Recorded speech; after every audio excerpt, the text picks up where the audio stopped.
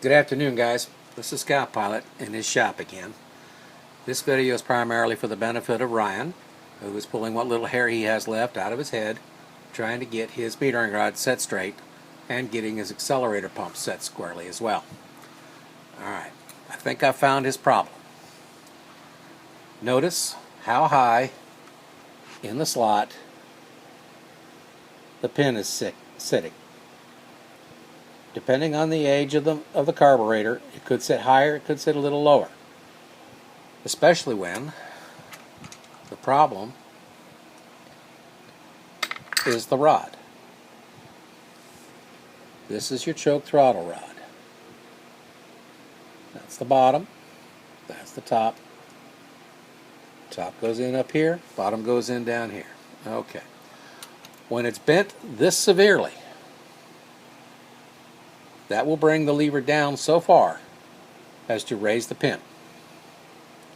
So, you can adjust it by bending at this point, either with a special tool, which I'm not going to bother showing you because I don't think very many of you have it. If you do, you know what it's for. Or you can use a small vise. Check it up here, bend as necessary. Okay? I already have a rod that is correctly bent for this particular carburetor. Notice the difference.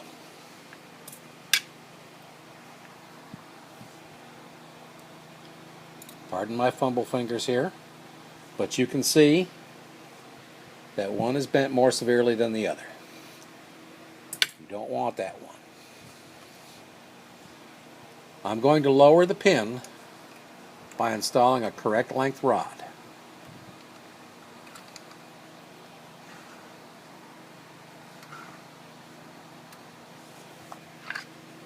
Notice now how nicely it fits in the slot.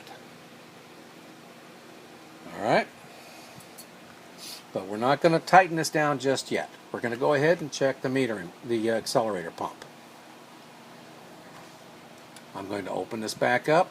I'm going to remove the gauge. Maybe. There it goes. Alright. And I'll put you right back in there. Alright, just to set. Now, to correctly set the accelerator pump, the idle stop screw has to be backed away from the boss so that when the throttle is completely closed, it is not touching. Alright, just like that. Give you another quick look-see. Notice it is not touching. Alright, so now, I would normally use this tool right here. You've seen it advertised on eBay, advertised elsewhere, upwards of $200. No, you don't need that. We can do this with a simple machinist rule, graduated in 64ths and 30 seconds. Take your pick, do the math. As long as it comes out to 17/64 throw, we're good. Quite simply, what I'm going to do is, I'm going to place the rule, pardon me, let me get some closer glasses here so I can read the fine print. Yeah, it's a pain getting old. Alright, so now I'm just going to place this rule right behind and flat on the top of the well cover, and I'm going to eyeball what appears to be 40/64. Alright, 40/64 minus 17 should be 23 at your bottom end. So now, manipulating the throttle only, I move the accelerator pump down, eyeball it again, and I come up with 23/64, which is a total throw of 17/64. Okay, we have that done. Now what you can do is, you can take one of these, or you can just take a piece of cereal box cardboard, cut you out a piece about this long, cut another piece with 2 slots in it to slide over that, nice and snug, so it doesn't get cocked. And then what you can do is you place that here, you lower the cardboard to the top just so it's just touching, make a mark, open your throttle, lower it to the top, make another mark, move it back out of the way, and then measure. And that should give you what you need. But again, all your adjustment for the accelerator pump is in this throttle choke rod. It has to be correctly bent, otherwise you won't have that. Okay, now we'll go back to the metering rod. Go ahead and put the gauge back in.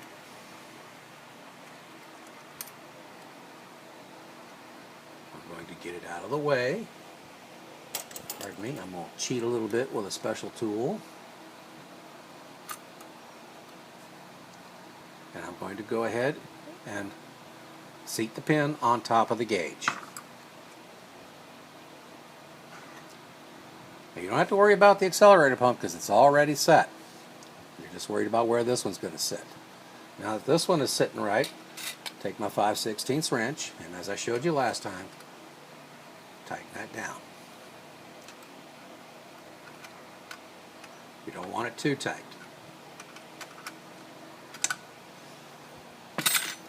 And there you go. It's all set.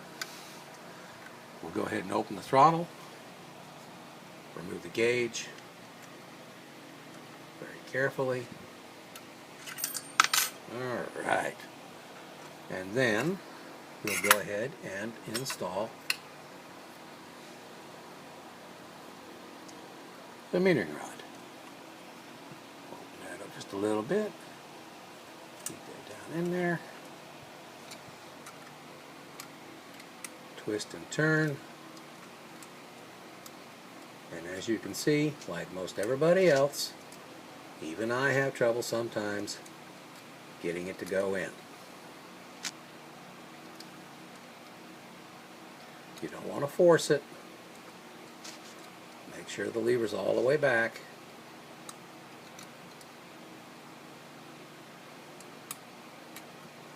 Voila, there it is. Set your hairpin.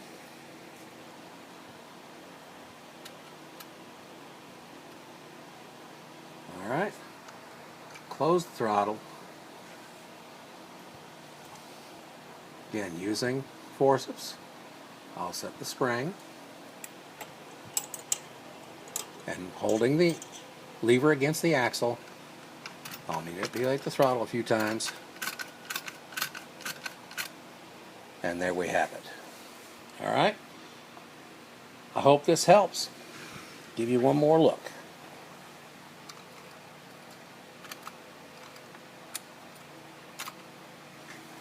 Alrighty.